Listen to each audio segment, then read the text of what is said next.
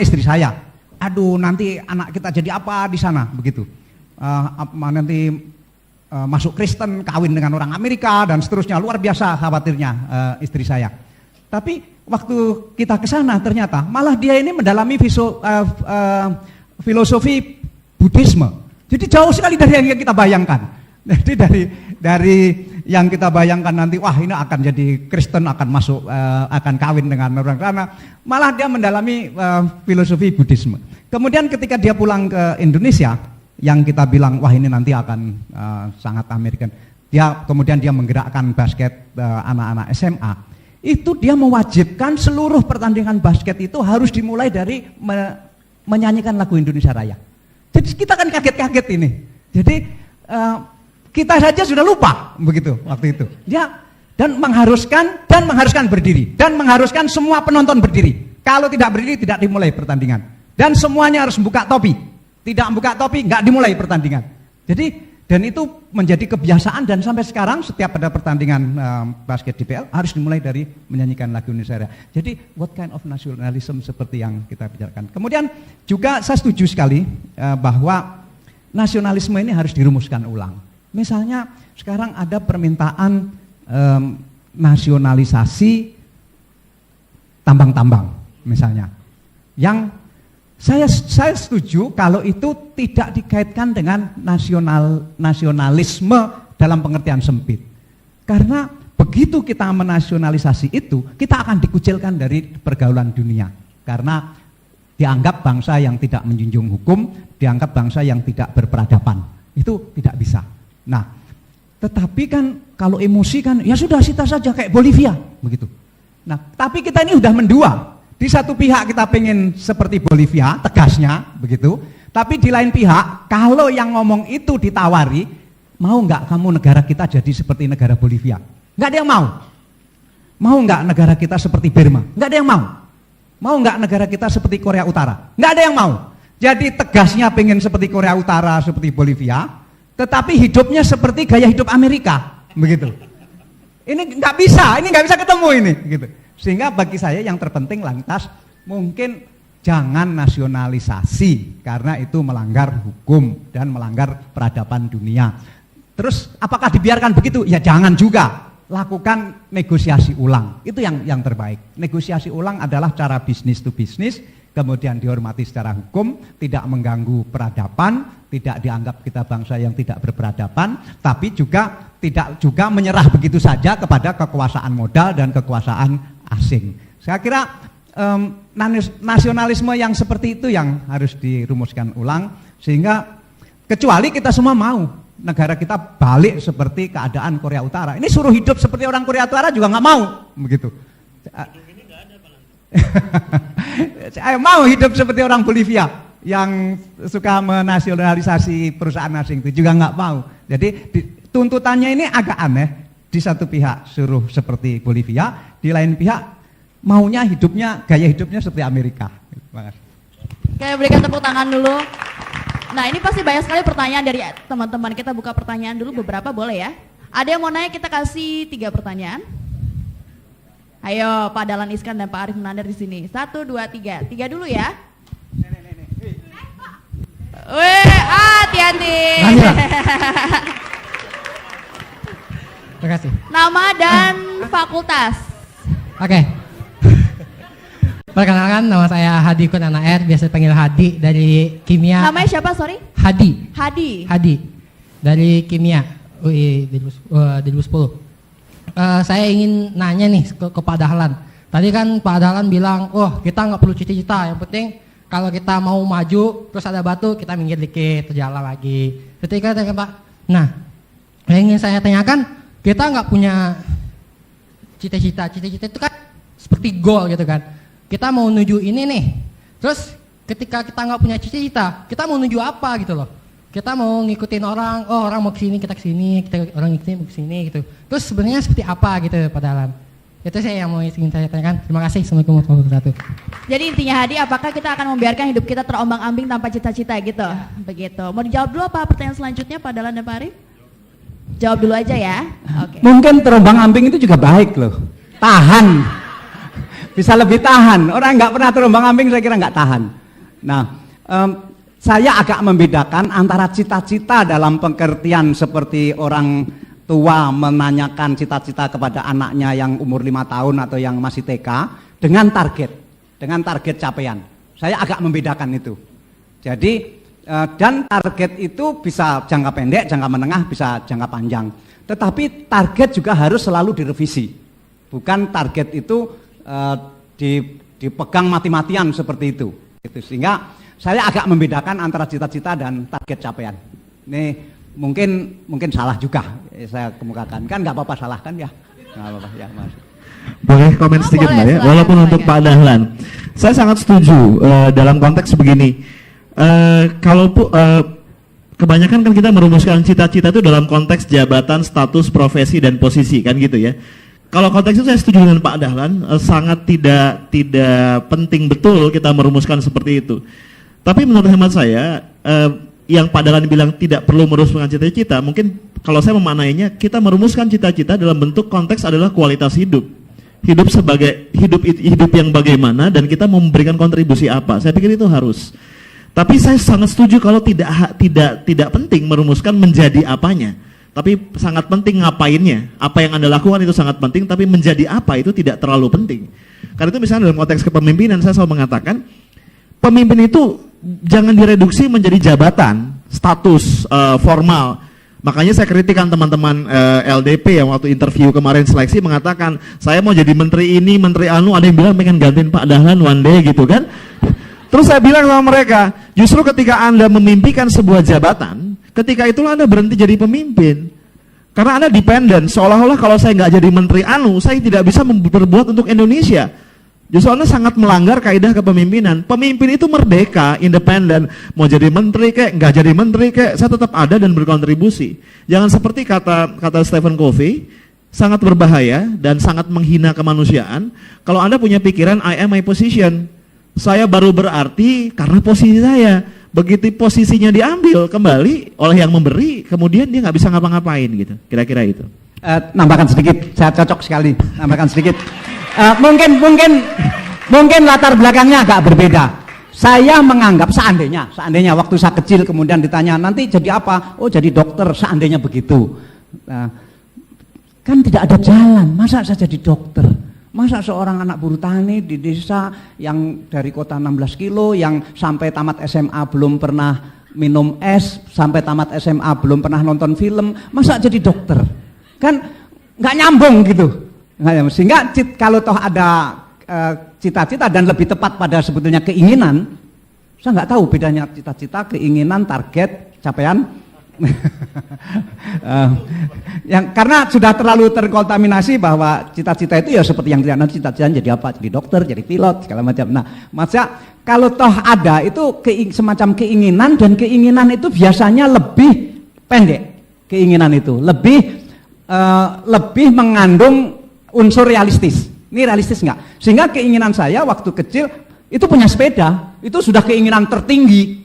Keinginan tertinggi saya waktu SMP dan waktu SMA adalah punya sepeda. Itu keinginan tertinggi. Karena apa? Rasanya tidak mungkin lah aku punya keinginan apa, memangnya bisa apa gitu. Nah, kenapa keinginan tertinggi punya sepeda? Karena saya 6 tahun SMP sama SMA jalan kaki 6 kilo, pulang pergi 12 kilo dan nggak pakai sepatu, nggak pakai sandal. Sementara teman-teman saya juga ada yang punya sepeda. Kemudian teman-teman saya yang punya sepeda itu nggak mau boncengkan saya. Nah, kenapa nggak mau boncengkan saya? Ternyata saya tahu bahwa seseorang yang tidak bisa naik sepeda kalau diboncengkan itu berat dan cenderung membuat sepeda itu oleng atau jatuh gitu. Karena itu teman saya yang punya sepeda nggak pernah mau memboncengkan saya. Karena itu saya tidak tahu lagi apakah ini cita-cita, apakah keinginan, apakah target capaian atau dendam. Ini tambah satu lagi, dendam. Karena lantas seperti luar biasa dendam ini bahwa saya ingin punya sepeda dan kalau nanti punya sepeda saya akan boncengkan siapa saja begitu. Terima kasih. Kita beri tepuk tangan dulu kepada Helen. Oke, tadi pertanyaan kedua dijawab ya tadi ya. Oke, tadi mic-nya kemana? Silakan dikasih ke mbaknya. Nama, fakultas dan pertanyaannya. Assalamualaikum warahmatullahi wabarakatuh. Waalaikumsalam. Iya, saya Eka Julianingsih dari FMIPA Kimia, Pak. Pertama saya mau tanya sama Pak Dahlan, waktu dengar cerita Pak Dahlan adalah orang yang salah satu keluar gitu ya dari desa gitu kan.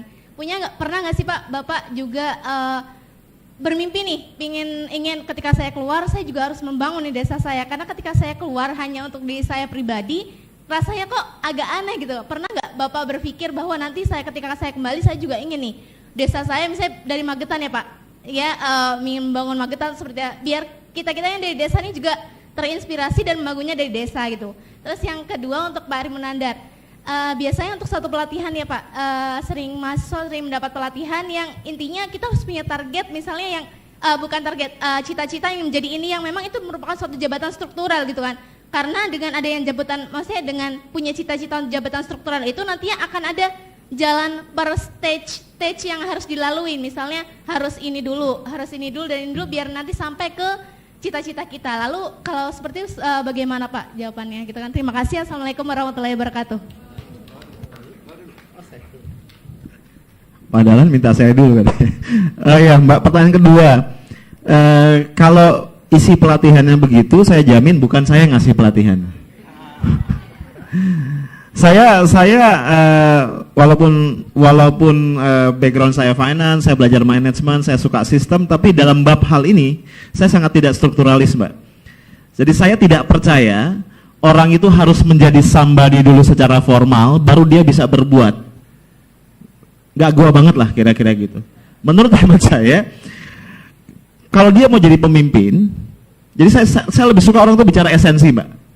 Pemimpin itu apa sih misalnya gitu ya? Orang yang memperhatikan orang lain, orang yang menggerakkan perubahan, orang yang berbicara kontribusi. Mau dia punya jabatan formal atau tidak, itu nggak persoalan, Mbak.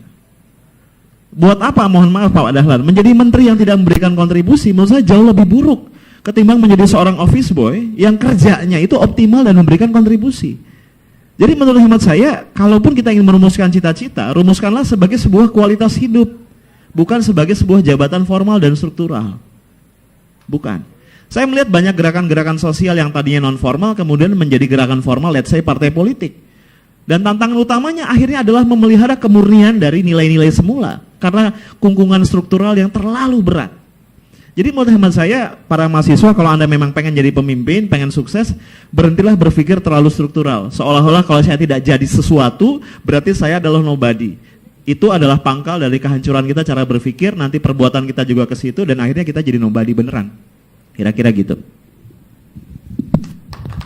Wow. Saya harus minta maaf karena saya nggak punya pikiran seperti itu. Saya harus minta maaf kepada tanah kelahiran. Tapi kenapa ya? Saya juga ini pertanyaan ini terus terang semacam menegur saya begitu. Dan saya akan pikirkan itu urgensinya, kemudian baik buruknya. Tetapi mungkin memang karena saya tidak berada di meninggalkan tempat tadi, kemudian ke Kalimantan, kemudian kita punya perusahaan di mana-mana di seluruh Indonesia. Kemudian rasa Jawa saya ini sangat hilang, rasa Kalimantan saya juga tidak tebal, rasa Sulawesi juga ada, Sumatera juga begitu, karena saya biasa, misalnya begini, waktu saya jadi ketua Persebaya, misalnya begitu, kemudian Persebaya melawan PSM Makassar, misalnya begitu, kita kan punya koran di sana, artinya saya punya koran di Makassar, koran terbesar di Makassar, pasti koran saya akan membela Makassar, biarpun saya pimpinan tertinggi di grup itu. Dan teman-teman wartawan bertanya, Pak, posisi koran kita bagaimana? Saya bilang, bela PSM, itu jelek-jelekan Persebaya, meskipun saya ketuanya, sudah terbiasa begitu.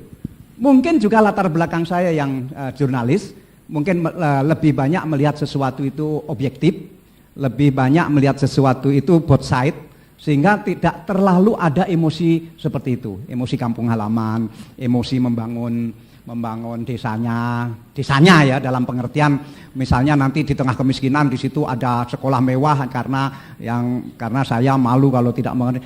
Kayak begitu agak tipis saya ini salah atau betul nanti saya renungkan ya.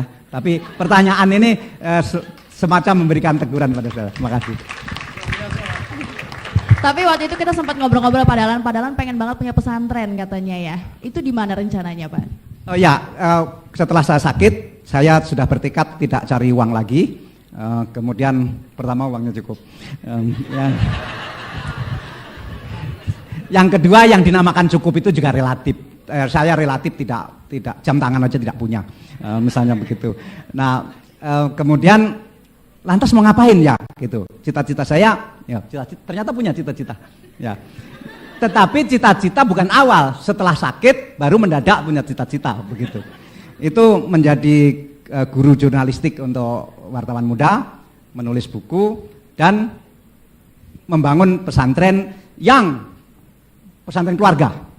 Itu tempatnya memang di Magetan karena asal usulnya di sana, tetapi motifnya bukan karena saya harus memberikan sesuatu kepada kampung itu, tapi karena pesantren itu memang di situ tempatnya. Dan saya ingin membangun pesantren menjadi pesantren internasional. Dan saya network dengan Singapura karena kebetulan saya punya network internasional yang lumayan, sehingga pakai sistem Singapura. Kemudian tetapi juga tidak terpaku di situ. Saya mau copy pesantren ini di seluruh daerah yang ada network kami. Sehingga tahun ini dibuka lagi di Kediri, nanti dibuka lagi di mana, sehingga tidak juga ternyata berbasis karena itu kampung saya, tapi berbasis bahwa itu harus lebih baik, harus ada. Kalau saya kalau mau bisnis, saya mendirikan pesantren itu di kota, karena siswanya bisa bayar mahal. Tapi tidak, saya ambil sikap biar saja di desa itu, karena sekali-sekali orang desa punya akses kepada sekolahan internasional, begitu. Wow, luar biasa. Terima kasih Pak Dahlan, Pak Arief. Kita nunggu pertanyaan ketiga. Tadi ada yang jadi dari sini. Silahkan, mic-nya boleh dikasih. Nama, fakultas, dan silakan pertanyaannya. Assalamualaikum warahmatullahi wabarakatuh. Nama saya Fitri Amalia dari Fakultas Kesehatan Masyarakat. Pertama-tama izin saya menyampaikan salam dari orang tua saya dulu Pak, pada Pak Dahlan. Yang ngefans berat. Iya dari Gresik. Iya dari. Nah ya satu hal yang paling saya rindukan sejak saya merantau dari Gresik ke sini adalah baca Jawa Pos Pak. Ya di sini nggak ada. Ya langsung aja ke pertanyaan. Kita kan di sini membicarakan tentang kepemimpinan. Pertanyaan itu Pak Bang Arief dan Pak Dahlan. Bagaimana jika peran kepemimpinan itu datang bukan dari dalam diri kita? Istilahnya keinginan itu bukan dari dalam diri kita, tapi permintaan dari luar atau permintaan dari orang-orang yang menganggap bahwa kita capable untuk berada di posisi itu. Bagaimana jika seperti Pak Dahlan gitu ya, kita tahu sebelumnya adalah dirut PLN, belum selesai melaksanakan mimpi-mimpinya di PLN sudah diutus menjadi Menteri BUMN seperti itu. Itu kan dari luar. Bagaimana kita menyikapinya, bahwa kita diminta, bahwa kita dianggap capable untuk suatu posisi itu yang pertama. Yang kedua, tadi membahas sedikit mengenai nasionalisme.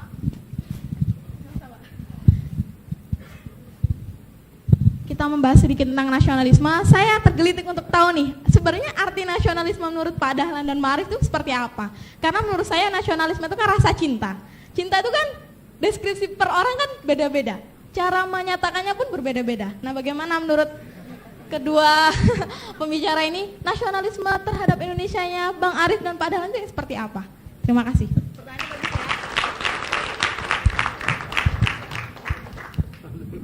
Pak Arief tadi pertanyaan yang pertama. Iya. Kalau boleh komentar sedikit di awal nih, pada curang ya audiensnya ya. Perasaan waktu saya ujian promosi doktor itu pertanyaannya nggak sesusah ini, ya, rata-rata tuh pada susah gitu pertanyaannya. Sampai saya harus benar-benar mikir. Baik, saya kok masih agak nggak nyaman karena lagi-lagi menangkap nuansa yang sangat-sangat strukturalis ya dalam pertanyaan yang pertama. Kalau saya mikir ginilah, kalau memang harus dijawab. Satu, menurut hemat saya ada 6 tanggung jawab dasar seorang manusia dalam hidupnya. Yang kalau itu pun dia fokus mengerjakannya, waktu hidupnya tidak akan pernah cukup. Diulang 3 kali pun, 4 kali pun masa hidup kita nggak akan cukup. 6 itu satu, kita bertanggung jawab penuh atas apa yang kita pikirkan. Kita bertanggung jawab penuh atas apa yang kita rasakan. Yang ketiga, atas apa yang kita sikapi atau bagaimana sikap kita, atas apa yang kita putuskan, atas apa yang kita lakukan, dan atas apa yang kita wariskan. 6 itu. Saya percaya penuh pada itu. Jadi menurut hemat saya jangan pernah mengambil keputusan akhirnya karena orang lain. kalau memang kita ditawari sesuatu atau diminta sesuatu, Anda yakin itu sesuai, Anda bisa berkontribusi, ya ambil. Tapi jangan pernah kemudian ketika memimpin menjabat misalnya, ketika kita fail, orang menyalahkan, terus kita bilang, kan emang Anda yang nyuruh saya. Itu menurut saya sangat-sangat bodoh gitu ya. Orang boleh menyarankan, orang boleh memprovokasi, orang boleh meminta, orang boleh memaksa, orang boleh menodong. Tapi in the end, yang memutuskan kan kita. Putuskanlah sesuatu yang cocok dengan 6 hal yang sudah Anda pertimbangkan di awal. Menurut saya begitu. Dan ambil tanggung jawab penuh. Kalau persoalan nasionalisme, saya setuju.